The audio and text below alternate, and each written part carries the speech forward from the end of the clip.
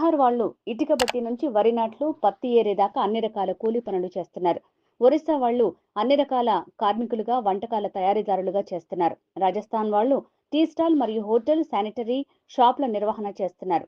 2 తెలుగు రాష్ట్రాల్లో షాపులు వీళ్ళవే. ఉత్తరప్రదేశ్ వాళ్ళు టైల్స్ వేసే పని నుంచి పెయింటింగ్, అన్ని రకాల ఇంటి లోపలి అలంకరణలు చేస్తున్నారు.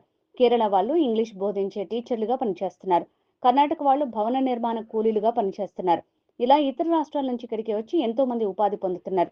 2 తెలుగు రాష్ట్రాల వాళ్ళు మాత్రం మందు, మాంసం ఎవడు పంచుతాడు, ఎవడు ఎక్కువ డబ్బులు ఇస్తాడు అంటూ పూటకో జెండా చేతిలో పట్టుకుని తెలిసిన పనిని, చేతిలో ఉన్న వృత్తిని వదిలేసి సమయాన్ని వృధా చేస్తూ ఉచితాలకు, వ్యసనాలకు బానిసలై జీవితాలను నాశనం చేసుకుంటున్నారు. ఇదిలాగే కొనసాగితే రాబోయే కాలంలో ఆంధ్రప్రదేశ్ మరియు తెలంగాణ సంపదను ఇతర రాష్ట్రాలు తీసుకుని పోతే మనవాళ్లు దివాలా స్థితికి వస్తారు. వారు పనిచేసే అలవాటు, వర్క్ కల్చర్ కూడా మర్చిపోతారు. ఆ తర్వాత పని చేస్తామన్నా ఎవరు పనివ్వని పరిస్థితి వస్తుంది.